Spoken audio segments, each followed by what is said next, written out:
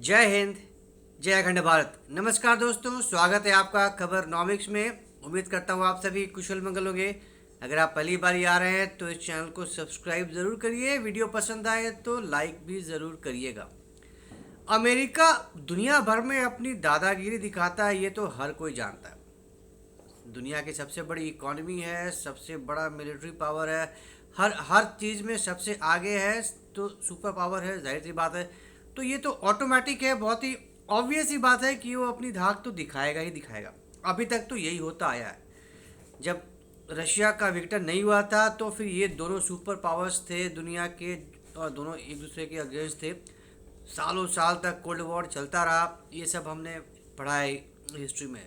Victor हुआ, सारे देश अलग हो गए, अब रूस रह गया, लेकिन सिर्फ अकेला रूस ही अभी भी बहुत ज़्यादा भारी पड़ता है दुनिया के ऊपर, क्योंकि न्यूक्लियर पावर है, बहुत ज़्यादा न्यूक्लियर वेपन्स हैं रशिया के पास। और सिर्फ न्यूक्लियर वेपन ही नहीं, टेक्नोलॉजी में भी बहुत आगे है रशिया। तो आप अंडरमाइन नहीं कर सकते कि अब बिखर गया यूएसएसआर तो अब सिर्फ रशिया रह गया है तो अब कमज़ोर हो गया, वैसी बात नहीं है। और ये भी बात हर कोई जानता है। नेटो बना ही था रशिया को काउंटर करने के लिए। अमेरिका, जाहिर सी बात है, हम कई बार बात कर चुके हैं, सबसे बड़ा प्लेयर है नेटो का। चाहे वो कंट्रीब्यूशन की बात करें, चाहे वो मिलिट्री डिफेंस पावर की बात करें, हर मामले में डोमिनेट करता है यूएस। लेकिन जब से ये रूस यूक्रेन का वॉर शुरू हुआ है, बहुत सी बातें बदल गई हैं, बहुत से विचार बदल गए हैं। और अब जब बात चली थी ये युद्ध को रोकने की और ट्रंप ने कहा कि हम रशिया के साथ पीस टॉक करेंगे, तो उन्होंने यूक्रेन को भी नहीं आने दिया बात करने पे और यू को भी साइड कर दिया, जिसकी वजह से यूरोपियन यूनियन बहुत ज़्यादा गुस्से में है अमेरिका से। अब तो बात यहाँ तक आएगी, भैया आप तुम्हारे बिना ही हम अपने आप को संभाल लेंगे। उन्होंने साफ बोला है कोई बात नहीं, यूक्रेन को वो पूरी तरह से आश्वस्त कर रहे हैं कि कोई बात नहीं, घबराने की बात नहीं। अभी अभी जेलेंस्की गए थे, फ्राइडे को मीटिंग हुई ट्रंप के साथ, और ट्रंप ने धो डाला जेलेंस्की को, लिटरली धो डाला, हद से ज़्यादा बेइज्जती कर दी और पूरा का पूरा ठीकरा थोप दिया जेलेंस्की के ऊपर, जलील करके भेज दिया वापस। तो इसकी वजह से भी यूरोप बहुत ज़्यादा गुस्से में, यूरोपियन यूनियन बहुत ज़्यादा इस चीज़ को लेकर सेंसिटिव हो गया है। उन्होंने अश्योरेंस दिया है जेलेंस्की को कि कोई बात नहीं, यूएस अगर आपके साथ नहीं खड़ा है, घबराने की ज़रूरत नहीं है, हम आपके साथ खड़े हैं। यूरोप नेटो का करीब करीब हर देश इंडिविजुअली सपोर्ट में है जेलेंस्की को, चाहे वो स्पेन हो, फ्रांस हो, इटली हो, जर्मनी हो, यूके हो, पोलैंड हो, स्पेन हो, हर किसी के स्टेट ऑफ द हेड ने सपोर्ट दिखाया है जेलेंस्की के लिए।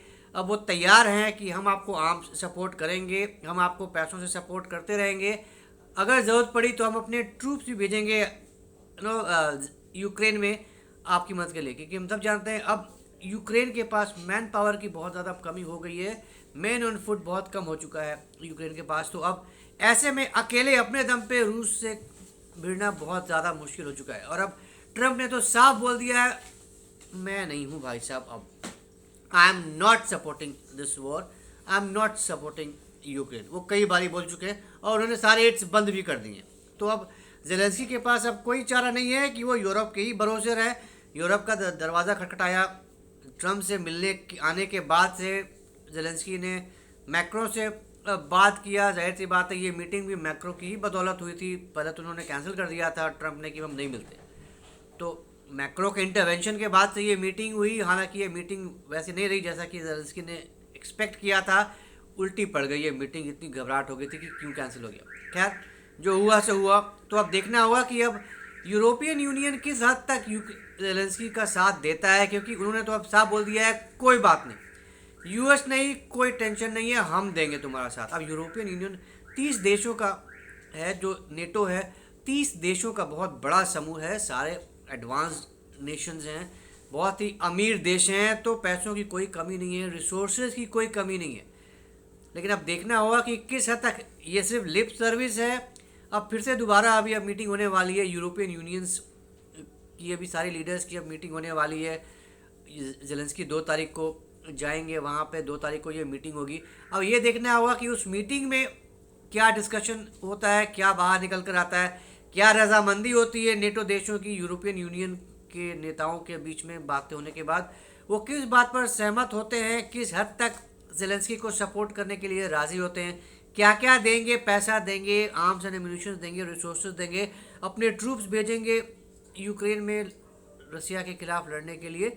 अब वो बात आगे निकल कर आएगी, लेकिन इतना तो तय है कि ये बात अब ट्रंप को रास नहीं आ रही है। और अब इस मीटिंग के बाद और जो भी निकल कर आएगा, जो भी यूरोपियन यूनियन डिसाइड करेगा कि हम ये करेंगे, इसके बाद जाहिर सी बात है ट्रंप शांति से तो बैठने वाले हैं नहीं, क्योंकि ये तो अब इज्जत वाली बात होगी, नाक वाली बात होगी कि मेरे भरोसे नेटो चलता है।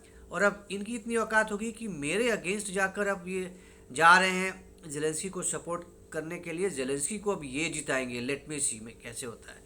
तो ट्रंप कोई कसर नहीं छोड़ेंगे यूरोपियन यूनियन को डीमोरलाइज करने के लिए, उनको रोकने के लिए। ये उनको ना धमकाने से बाज नहीं आएंगे कि ज़्यादा उड़ो मत, अभी भी मैं हूँ नेटो में, अभी तक मैं निकला नहीं हूँ, निकल गया तो क्या औकात रह जाएगी नेटो की, ये तुम भी जानते हो, मैं भी जानता हूँ। तो विल हैव टू सी कि आगे क्या होता है, मीटिंग के बाद क्या निकल कर आता है सामने में जेलेंस्की और यूरोपियन यूनियन के नेताओं के साथ। It will be a thing to watch. तो देखते हैं, लेट्स वेट एंड वॉच। तो ये थी एक छोटी सी जानकारी यूरोप की जेलेंस्की के लिए सपोर्ट के बारे में। तो उम्मीद करता हूँ आपको ये जानकारी पसंद आई होगी। तो अगर ये कंटेंट पसंद आया तो हमारे इस वीडियो को लाइक करिए, शेयर करिए और हमारे चैनल को सब्सक्राइब करना बिल्कुल मत भूलिएगा। बेल आइकन भी ज़रूर दबा दीजिएगा। तो जल्दी मिलेंगे एक ऐसे नए इंटरेस्टिंग वीडियो के साथ। जय हिंद, जय अखंड भारत, नमस्कार।